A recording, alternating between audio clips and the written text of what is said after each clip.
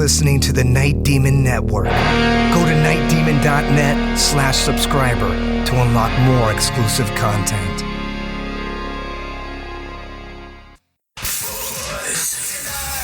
Every weeknight, it's Buzz After Dark. You like that? With Eric Steele. Hang out with me Monday through Friday from 7 to midnight for the Buzz After Dark. It's kind of like the Titanic, except instead of 3 hours to sink, it takes 5 hours. Freaks come out at night, that's for sure. The Buzz After Dark. After Dark. All night long. Awesome tunes, clothing optional. Hope you enjoyed the ride. Weeknight 7 to midnight on 102.9 The Buzz. Nashville's Rock Station.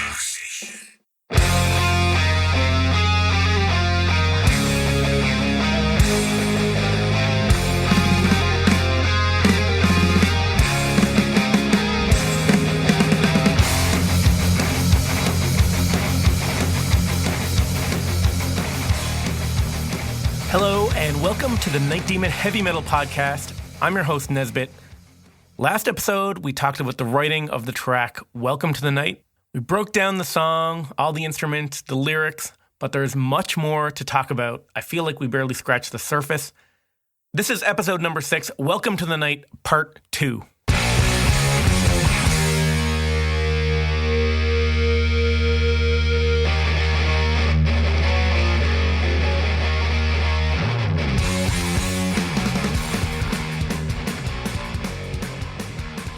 So, welcome to the night. There's something I mentioned at the end of last episode that I'm going to give a quick update on. It's the Buzz 102.9 Nashville rock station.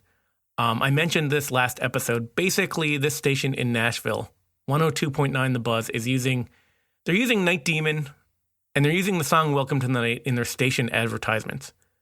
And they didn't ask, they just went ahead and used it. So I figured if they're going to use Night Demon's song, Welcome to the Night, in their commercials, they could at least add the song to their rotation and play it on their radio station.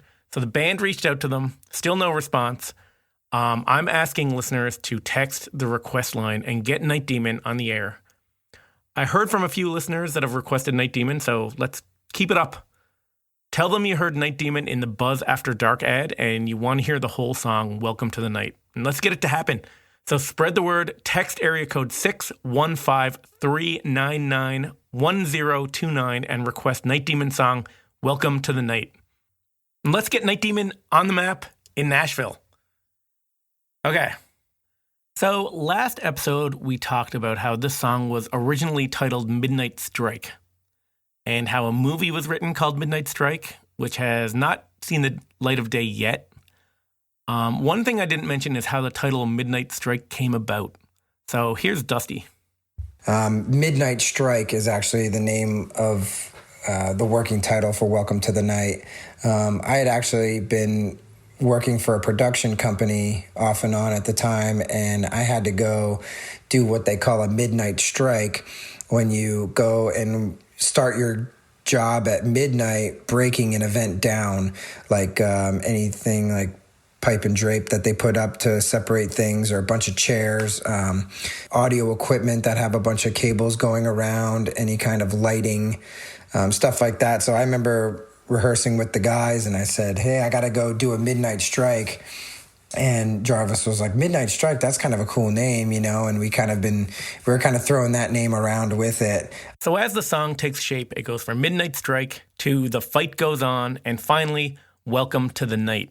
But one thing we mentioned, but we didn't really get into, was the intro. So this track is 3 minutes and 51 seconds, but there's a cool intro that sets the song up that lasts a little over a minute. So this intro it's just awesome. It sets the track and the album and the video up perfectly. It's really well crafted and instantly sets the mood. So when the album was recorded and the opening track was picked, the band came up with the idea to record this killer album intro that would become part of the track Welcome to the Night. Here's Armand. Yeah, I'm pretty sure the intro was one of the last things that we did for the record, because we recorded all of that here at my studio. Most likely after the vocals were done and everything else. I'm pretty sure that was like the last thing we did.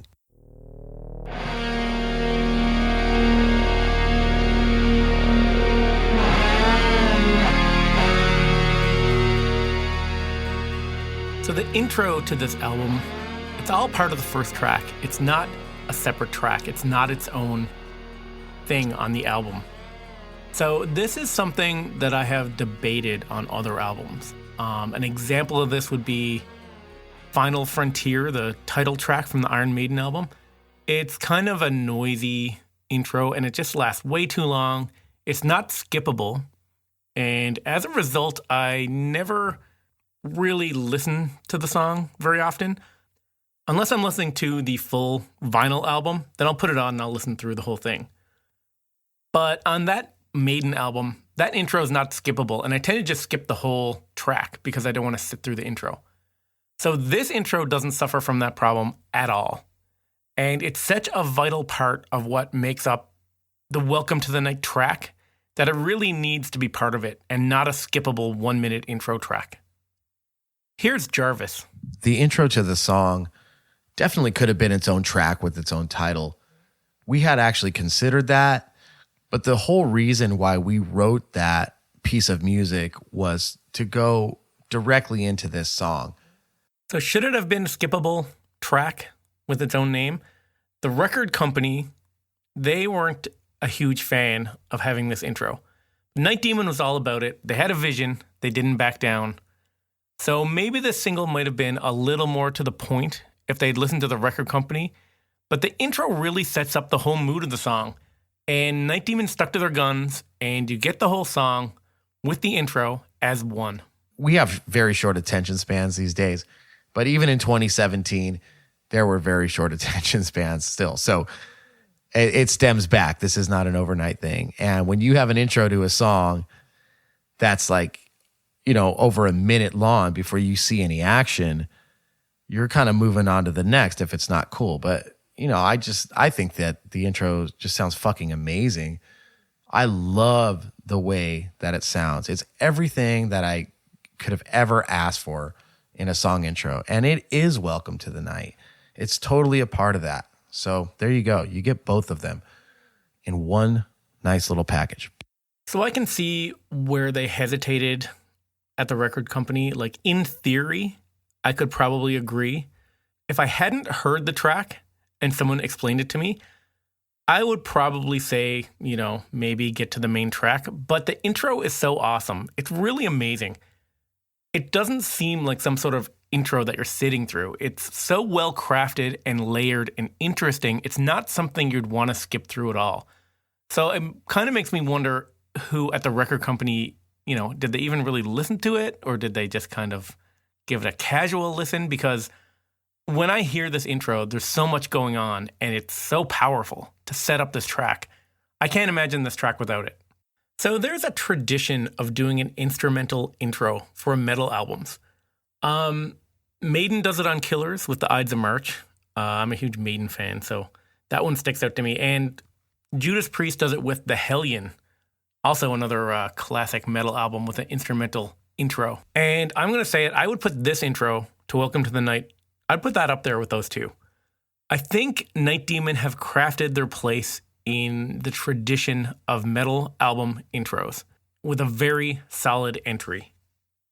And I wouldn't say that the intro is a tribute to any other kind of opening instrumental of any other album. I mean, I guess it is cliche to have an intro and an instrumental one at that to open an album, but it's just such a fucking cool thing to do. Why wouldn't you do it? I think every band should do it. I think we're going to do it again. So this album keeps up that tradition, and it does it perfectly.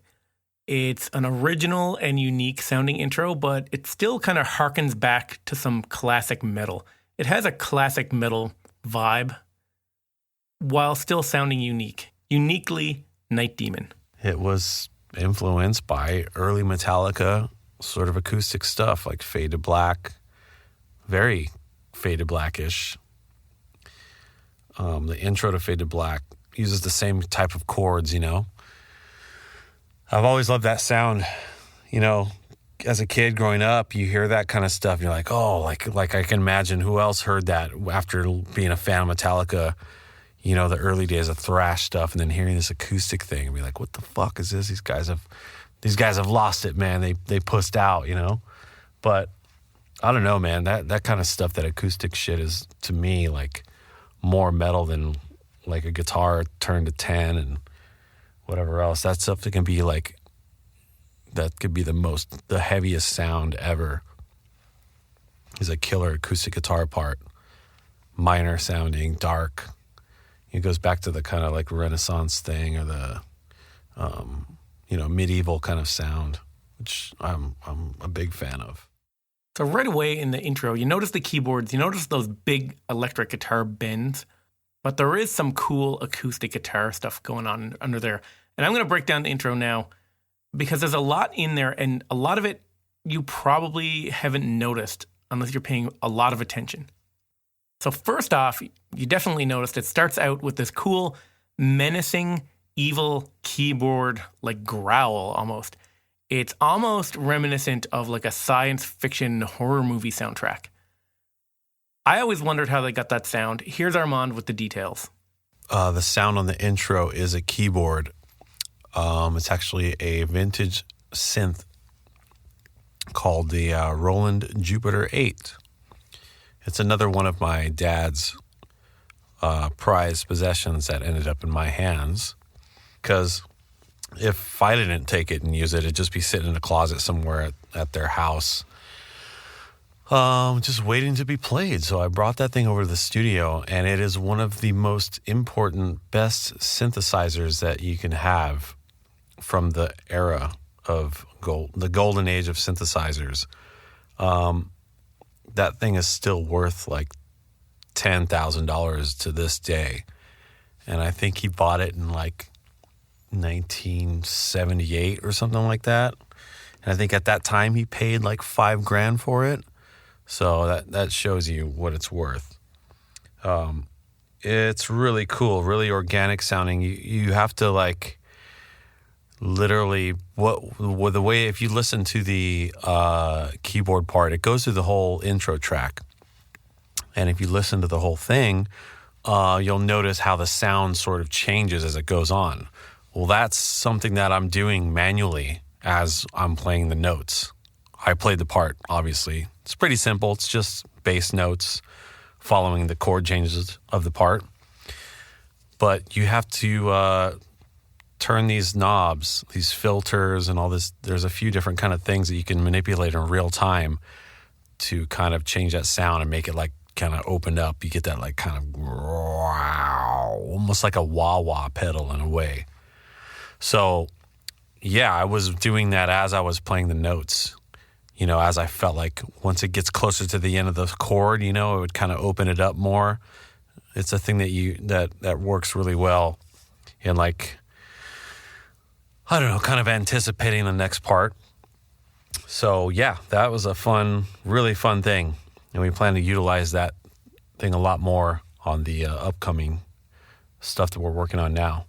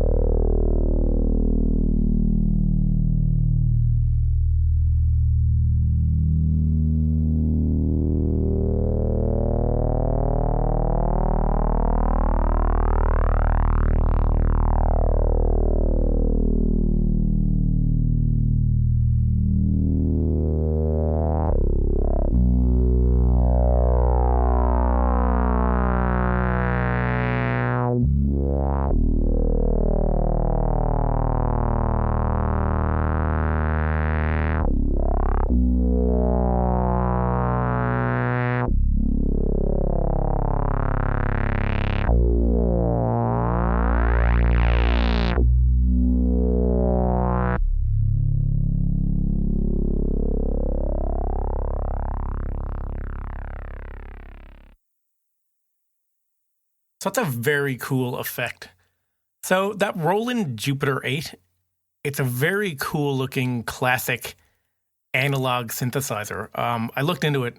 They weigh about like 48 pounds or 22 kilograms. They came out in 1981, and apparently, well, I read in one place they only made 2,000 of them, although I read on another synthesizer forum that they made 3,300 of them. But either way, They're very rare. One of the greatest classic synthesizers of all time. All over classic 80s music, if you look. It's the synth that ZZ Top used on the Eliminator album. And I looked on eBay to see how much they're going for, and there aren't even any on sale. They're that rare. So again, it's another example of Night Demon digging into some classic vintage gear to get a classic vintage vibe and sound. What is up, Night Demon Heavy Metal Podcast listeners? This is your resident motor mouth, Jarvis Leatherby, telling you about something very, very special here. The Decibel Hall of Fame Anthology Volume 3. This is a book, guys. That's right. We all know Decibel Magazine as the #1 metal magazine in North America for many years running. But you know what? They also have a fucking killer book series, okay? I want to tell you about this. The Decibel Hall of Fame Anthology Volume 3. This limited edition hardcover includes 25 Hall of Fame stories from Decibel's revered monthly series of artist interviews on the making of their classic extreme music albums. Featured in this book are stories behind classic albums such as Stained Class by Judas Priest, Apocalyptic Raids from our good buddy Tom Warrior's Hellhammer, Pleasure to Kill from Teutonic German terror creator, Court in the Act from the legendary new wave of British heavy metal gods Satan, and of course, Abigail from the legendary King Diamond. And last but not least, Night Demon's personal favorite, Heartwork from the only other band from Liverpool, Carcass. So guys, please head on over right now to store.decibelmagazine.com and grab a copy to read the definite stories of heavy metal's definitive albums. Put in the promo code Night Demon upon checkout to receive 10% off. That's Night Demon, one word, all capital letters. Get your 10%, store.decibelmagazine.com. While you're there, guys, go ahead and grab a subscription of the Mag 2. They've got a great vinyl flexi series. Do yourselves a favor here. Get on the level. Store.decibelmagazine.com. Promo code Night Demon. See ya. So when you hear people throw around the term new wave of traditional heavy metal, I always throw Night Demon out as a great example of that sound. And it's much more than just the songwriting. The classic gear and approach to crafting the songs, it really harkens back to classic metal of the 70s, early 80s. The classic vintage equipment really factors into it. Anyway, that was a bit of a tangent, but it's worth noting how often that comes up as a factor in Night Demon's sound. Classic amps, analog effects, and classic vintage instruments. And it is cool that Armand, he's playing synthesizer that was like passed down to him through his family, through his father. It's got a bit of history there. The keyboard sound that you hear coming in, that synth sound, that low, that is a Roland Jupiter 8. And that is a very, very cool old analog synth from, I think, the early 80s. That Armand's dad had, and one of those cool hand-me-down gifts from your dad when your dad keeps cool-ass old instruments. My dad gave me a 66 Gibson SG, so I have some of that too. So I know what that feels like, but it feels even better when you can use that as a tool for your album. Anyway, this keyboard line, kind of creepy. It always reminds me of classic horror and sci-fi movies. It's kind of subtle, but you hear that sort of keyboard tone on the soundtracks of a lot of classic horror movies. The first Nightmare on Elm Street, Phantasm, Day of the Dead, Slumber Party Massacre. I'm a huge fan of all these old, I call them classic horror movies. If you listen to the background music, there's a lot of this kind of keyboard tone. There's a lot of scenes where they have sounds like this to create tension, and intentional or not, it sort of brings to mind the feelings of a classic horror or science fiction movie to me when you hear this tone right at the beginning, which is kind of appropriate considering the story behind the song, Welcome to the Night. So having this menacing sound underpinning the intro really creates a mood but it's doing it very subtly at the same time. It's just a really cool detail to have in there. So you have those keyboards, and underneath that, Armand comes in with this acoustic guitar piece. It gives a lot of texture to the intro. The way it's mixed, there's so many layers of sound in this intro. But when you pull the acoustic guitars out, you really get to hear how well crafted and how well played this is.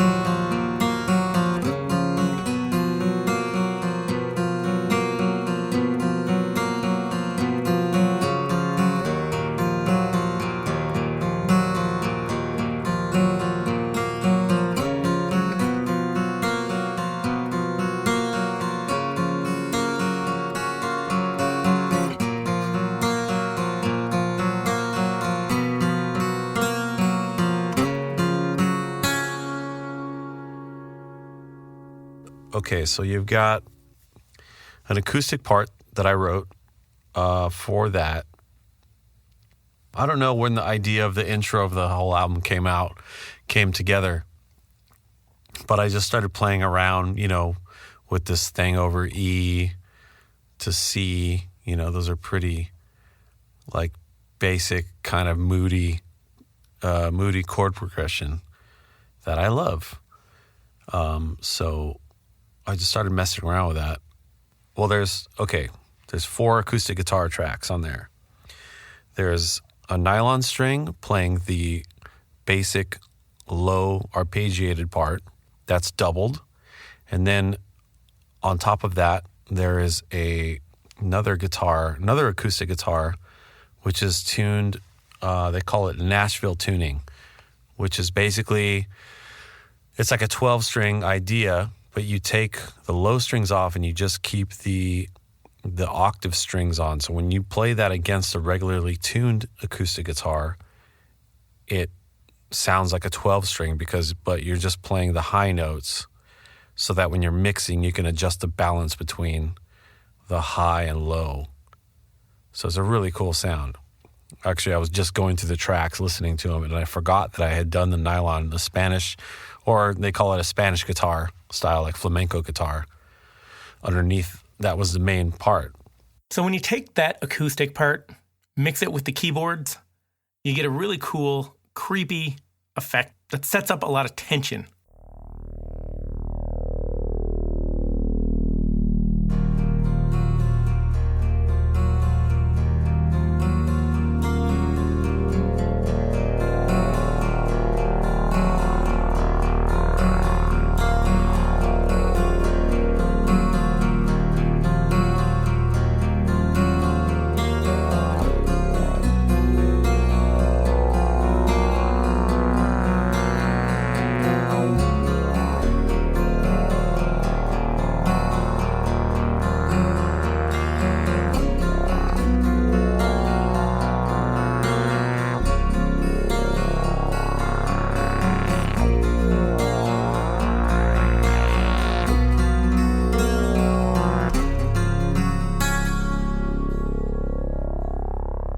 So it's a vintage, moody keyboard line, multiple acoustic guitar lines, and then there's these cool electric lines that carry the main melody. And when it all comes together, it sounds so full and almost orchestral sounding. Here's how Armand achieved that effect in the studio. So, and then we get to the melody parts, which is the main motif of the intro. There's a total of 8 guitar tracks there playing. So there's 4 melodies. They're all harmonized. It's all different harmonies. There's 4 harmonies, and each track is doubled.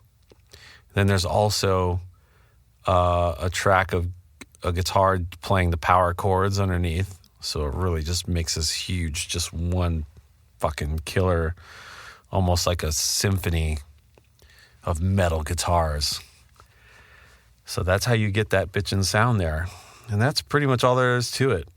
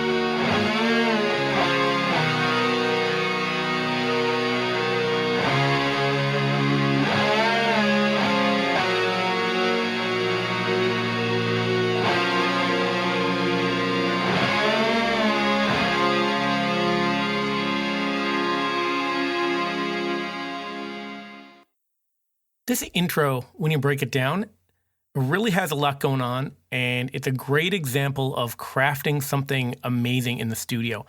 All the layers come together and they create this huge, massive sound. You can hear the idea coming together in this demo.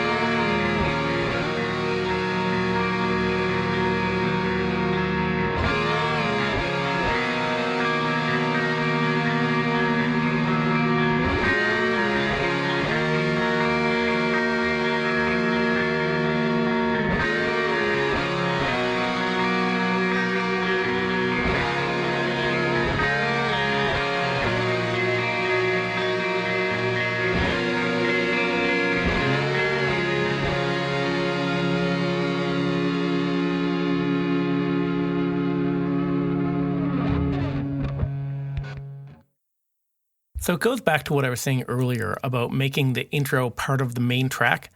When you create something like this with so much detail and layering in it, it conveys so much emotion that it really becomes a vital part of the track and the album as a whole. The track, when it kicks in with those chords, it just wouldn't be nearly as powerful without the intro to set it up. The intro really makes the main track that much more impactful. So if you're interested in the subscriber section on nightdemon.net, there's pictures of all the gear that Armand mentioned, the guitars, the Jupiter 8 keyboard, it's all in there. There's another cool little detail about the intro that I never noticed. I'll let Dusty explain. It's a great intro. That intro is actually in 3/4 time signature, and then Darkness Remains, the song that actually ends the album, is in 3/4, and all the rest of the songs on the album are all in 4/4. So it's really cool that we bookend the record with a 3/4 intro and a 3/4 song to end it. That's pretty cool. I love little details like that make an album something more than just a collection of songs. It really, it's details like that make it seem like a true cohesive album. And I guess leave it to the drummer to notice the timing. Hey guys, Jarvis jumping in here. I want to tell you about Shadow Kingdom Records. Shadow Kingdom was the first domestic label to release Night Demon on CD. They put out the EP in 2013, and they also released a vinyl version of Live Darkness. Listen, you guys need to get your ass to the Shadow Kingdom Records store, okay? Right now, they're offering 10% off for all Night Demon Heavy Metal podcast listeners. Just go to the website, put in the code NIGHTDEMON10. That's Night Demon 10, all capital letters, Night Demon 10. No spaces. Put that promo code in upon checkout to get 10% off. Right now, guys, they have the Bloodstar 7-inch, which has sold over 1,500 copies, and these guys cannot hold on to it. So this next pressing, you want to get that before it goes out, okay? Also, it's SKR Compilation Volume 1. Guys, this is free on Bandcamp. They're giving it away for free. So not only are you going to go to shadowkingdomrecords.com and put in the code, all capital letters, no spaces, Night Demon 10 upon checkout, you're also going to go to their Bandcamp site and get this compilation for free.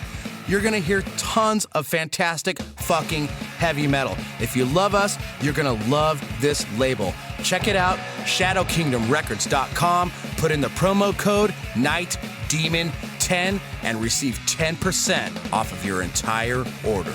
Do it.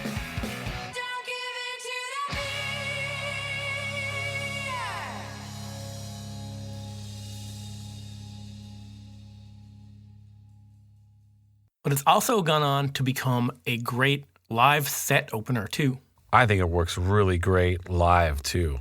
I mean, it's so moody that, you know, as a fan, if I was in the crowd, lights went out and that thing started playing, it's like, oh, fuck, you know, something good's about to happen. So I'm really proud about how that came out, and I think it's going to be a staple in our live set for a long time. I don't know. It's going to be hard to replace that one, but we're working on it for now. I got to agree, as an audience member, when you hear that intro, you know the show's about to begin, you know, and the guys come out to that intro, back to the audience, and then the kick in comes and the guys just start rocking out. It's a really, really cool way to start off your set. You know, usually when we play shows live, I have a sample pad back by the drums, and I'll trigger that. And, you know, once you feel those subs kick in and the intro come in, I think that's when everybody starts to get excited. Or I think having the intro and walking out to it when everything's blacked out is pretty cool. There's always a positive reaction from the crowd when that comes on. I guess you kind of know what to expect. Same thing with the other segues that we do during the set with other samples, sampled intros. Gets a different kind of reaction every time when you have something that's like a music or a recorded intro. So this pre-recorded intro becomes the opener for Night Demon live shows, and it replaces the Riddle of Steel that the band had been using since their very first shows.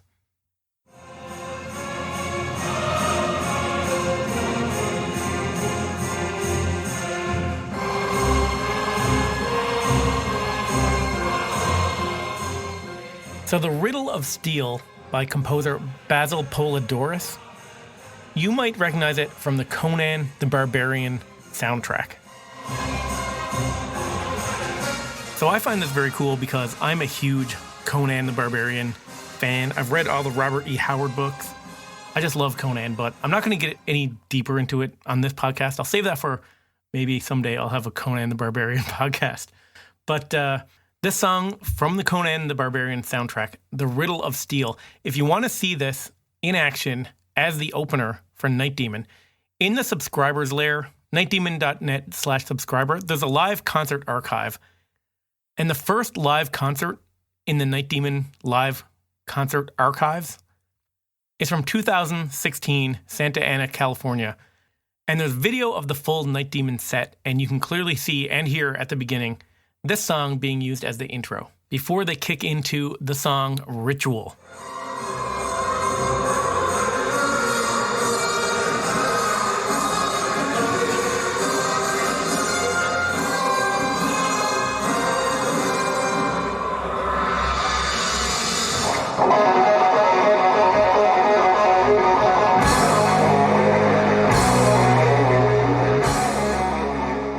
Again, if you want to see and hear that full live concert, nightdemon.net/subscriber.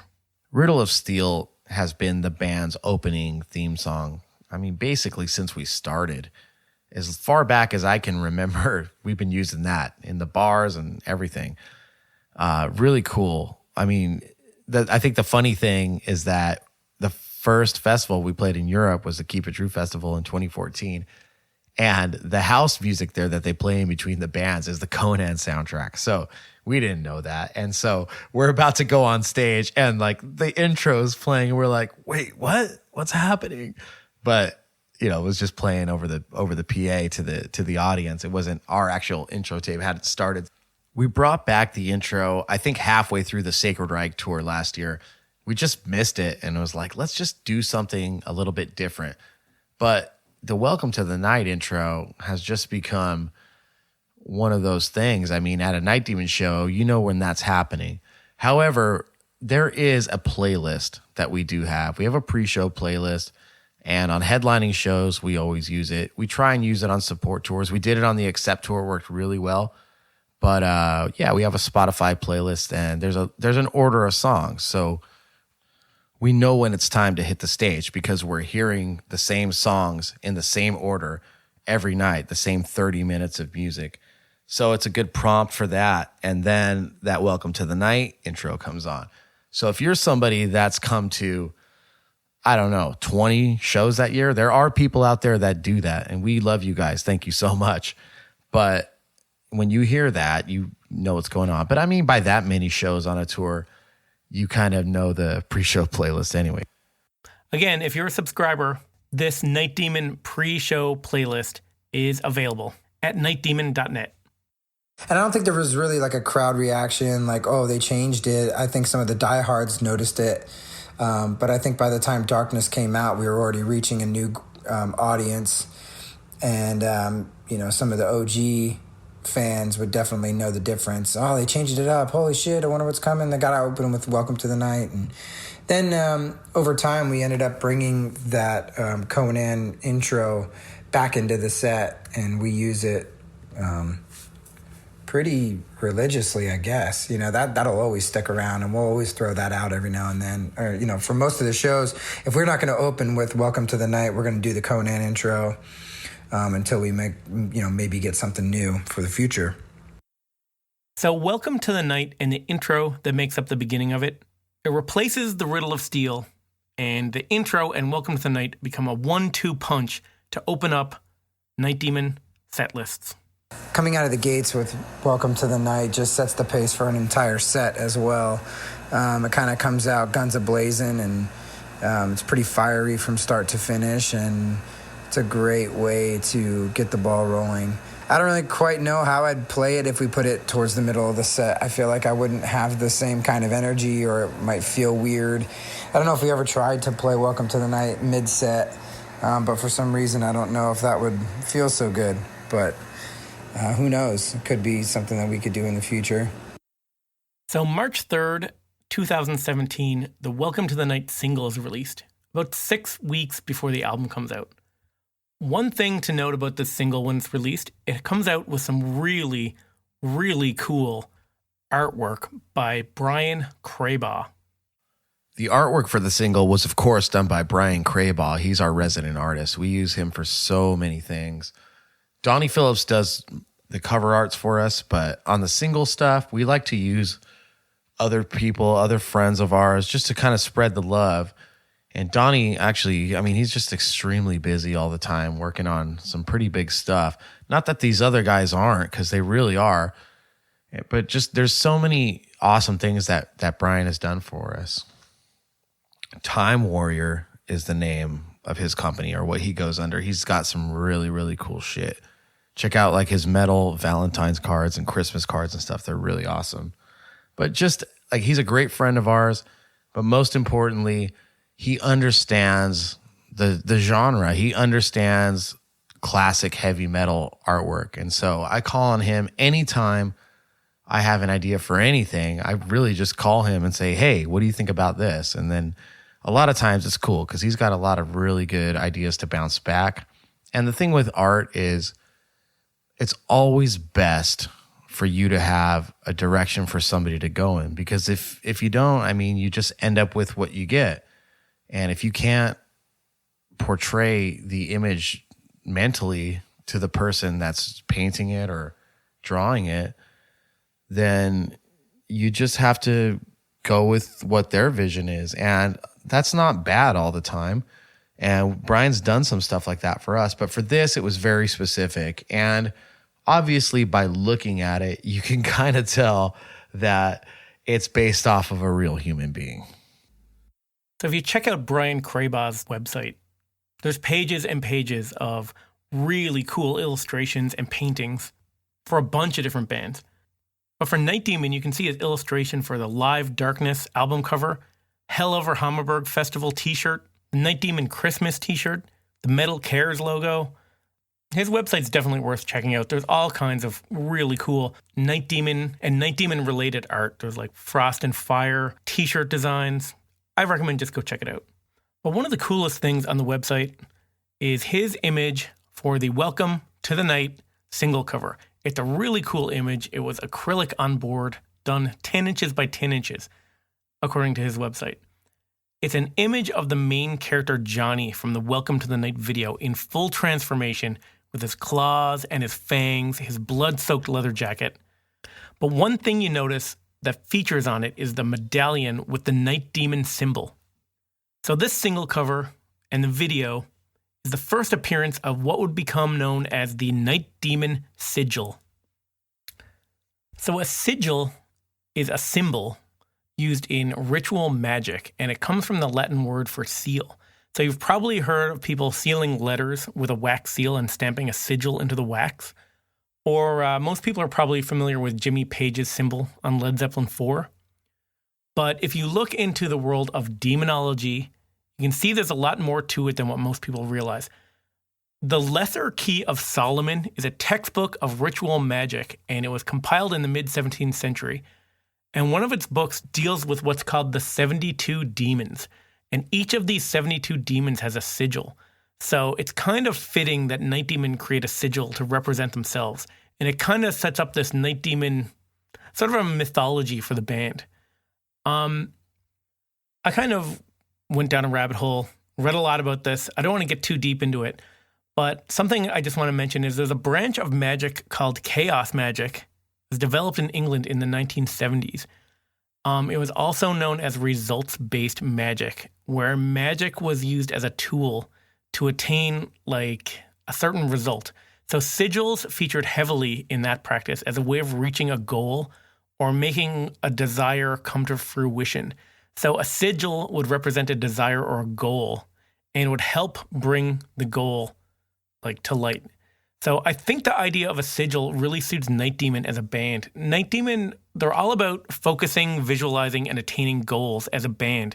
And having a sigil is a cool tribute to the way they operate. You set your goals and you do everything to attain them. And a sigil is kind of a physical representation of that practice. So when the album's being worked on, Armand John Anthony comes up with the idea for a Night Demon sigil. I think the idea of the sigil thing was something that I came up with. Not exactly the actual art itself, but just the idea of that. Because at the time I was reading some books on the occult and that kind of thing, and how if you take a name, you have to mix the letters around or something like that, and you can put it into these sigil generator type things, and it'll generate these crazy line art kind of things, and that's how you get a sigil. Or there's different names for demons and stuff like that, and angels that that have if you're doing a magic spell or something like that, you draw their sigil, and that's supposed to help invoke them. So it was kind of that idea to come up with something like that. Would be really cool, but incorporate the name, the N and the D. So we kind of took the twist on that and simplified it and tried to get the letters in there of the band name, and also to make it a way that the logo, no matter which way you looked at it, you could still know what it is. And also basically coming up with a brand, which the band really hadn't done yet at this point. Every great brand, every great corporation, every great business has a great logo that isn't necessarily letters or words. It's a symbol. And symbols are very powerful. They're used everywhere. We're bombarded by symbols every day of our lives. So, and every great band has a symbol too. So we decided it's time for that. So it's kind of one of those things you want kids to spray paint that on a wall somewhere. I'm not encouraging anybody to do that, by the way, but would be cool to see. I think we have seen it before. Yeah, just an instantly recognizable thing that once you see it, you know who it is, So the sigil is like an alternate logo to represent the band. Everyone knows the Night Demon logo that's written in text in that cool font, but this is like an alternate symbol to represent the band. And I think it's kind of cool to have that because if you're not in the know, you wouldn't know that it's for a Night Demon symbol. It's cool that you could see this, and it's almost like for insiders. Like, you would have to be a Night Demon fan to know that this symbol represents Night Demon. And that's kind of cool. We worked on that together as a band, going into the Darkness album art and all that. We wanted something that you could see without the band logo and be able to relate it to the band. You know, a sigil came up as far as like, you know, something that's been around in history for a long, long time, and it's very representative of a lot of different things, and I thought it was a really cool idea for the band to have something like that. So there's 3 artists that were involved when they decided to have the sigil designed. David Paul Seymour, he's a great artist, does comic books, cool shirts, prints. You can check his website out. Donnie Phillips, who's worked with Metallica, Mastodon, Green Day, Duff McKagan. He did the Darkness Remains cover we talked about in the past episodes and the In Trance single cover. And also Brian Crabaugh, who we were just talking about him, with the Live Darkness cover and the Welcome to the Night single cover. So they all contributed designs, but the final design ended up being a collaboration between Donnie Phillips and Brian Crabaugh.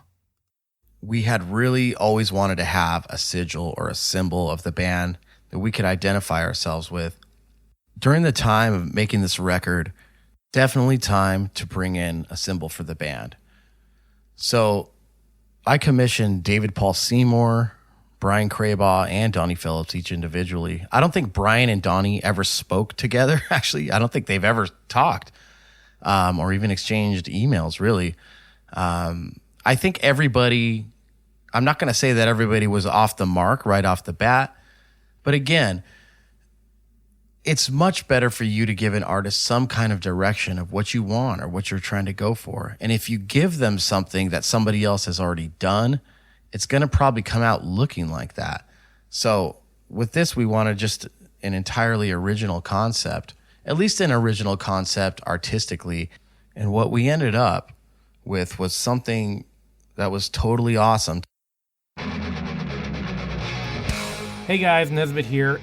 If you'd like to support Night Demon and this podcast, the best way to do it is to become a Night Demon subscriber.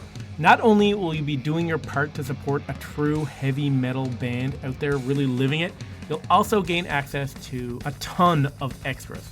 Bonus audio content, a subscriber-only merch store with rare items from the band's archives. You can stream never-before-heard demos and unearth live concerts from the live vaults.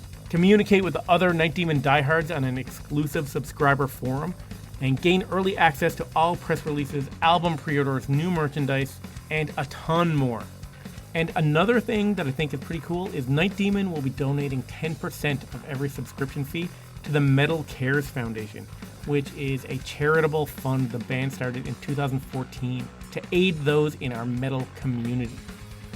So head over to nightdemon.net/subscriber and join us as we make heavy metal history together as one.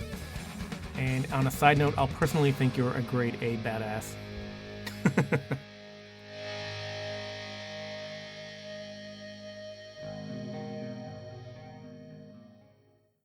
So this symbol, it really hits home. It's simple, it's meaningful, and it's just really badass looking. It's complex, but simple enough for a kid to doodle on a textbook or carve into a desk.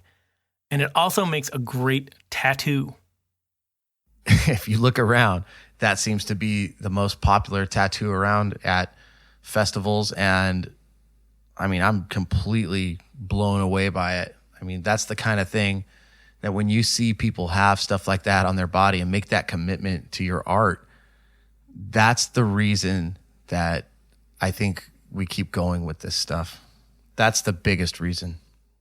But no, there's definitely some fans that are out there that have tattoos of the logo. It's pretty cool to see that, man. I actually have the sigil tattooed on me. Greg from Venomous Maximus tattooed me when we were on tour with Anvil in Houston at his tattoo shop that they had at the time, and he just freehanded and put it on. It was before the album was out. But I knew that the sigil was going to be so cool and something that always sticks with us. So I like the idea of a sigil where it's kind of a signal to other Night Demon fans. It doesn't technically say Night Demon, but to people in the know, It's a symbol, loud and clear. Here's Kit Ekman. I had been wanting a tattoo for a long time, and I finally decided it was time to pull the trigger. It needed to be something Night Demon related because of A, my friendship with the guys, B, my love of their music, and C, the experiences I've had with the band over the years. So that part was easy, but what? I didn't want words, so the Night Demon script was out. I thought about cover artwork, different kinds of things, but then it came to me, the medallion, the sigil. I've been wearing a necklace with that sigil at every show I've attended for the last 3 years, since Jarvis gave me his that he wore on stage at Headbangers Open Air in Germany in 2017. It's a badass, foreboding, cryptic symbol, and it encompasses Night Demon, from the Darkness Remains cover artwork to the amp covers at their live shows, to the t-shirt designs, the wristbands, the stage scrims. I mean, that symbol is everywhere. The stickers they hand out to their fans at the merch table. So I knew it had to be that. So I took it in. I took in the necklace itself, and also a t-shirt that had the sigil on it, and brought it into my local tattoo parlor. The artist just marveled at the design. Spent the next two and a half hours carving it into my left shoulder during the first Saturday night of 2020. And there it is. And I see it every day and smile. The demon is with me and will stay with me until the end, which is just the way it should be. So the Night Demon sigil appears in the video for Welcome to the Night. It appears in the single cover art. And eventually, when the full album comes out, it's featured on the CDs and the album itself. It's on the back of the kid's jacket who's running up the stairs on the Darkness Remains cover art. It becomes part of Night Demon lore. Yeah, and then again with the logo, we could run with that forever. I mean, if you've seen us live, you've seen us with playing our backline. We have those logos all over our cabinets, on the guitar cabinets, guitar and bass cabinets. It's pretty cool. They really fit well, and it's just a really striking, powerful image. I had it on my kick drum album art for that tour, and I had... Then we ended up putting the scrims onto the guitar amps or the guitar cabinets. So that's always on stage with us now. So it's something that, fans see and they can relate to it. And it's something that, they see that and they go, oh, that's Night Demon. So that's it for episode 6. Be sure to check out the subscriber section at nightdemon.net/subscriber. The guys have dug up a ton of bonus content for this episode. There's draft versions of the early working versions of the sigil. Brian Crabaugh's Welcome to the Night pencil sketches, his rough color sketches. You can see the progression from idea to the album cover. And there's a video of Jarvis showing the details of the original painting for the cover art. Pics of all the gear that Armand mentioned in the episode. The Night Demon pre-show playlist. Lots of cool stuff. Be sure to check it out. We have even more Welcome to the Night content to talk about, including the music video. That'll be coming up next week. Remember to text your requests for Night Demon Welcome to the Night to the Buzz 102.9. Until then, this is Nesbitt signing off.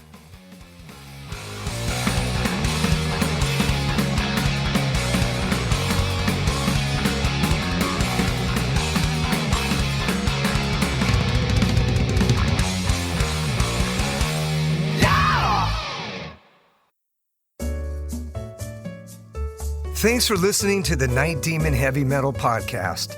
Head over to nightdemon.net, click on the subscriber tab, and sign up to access exclusive weekly bonus content.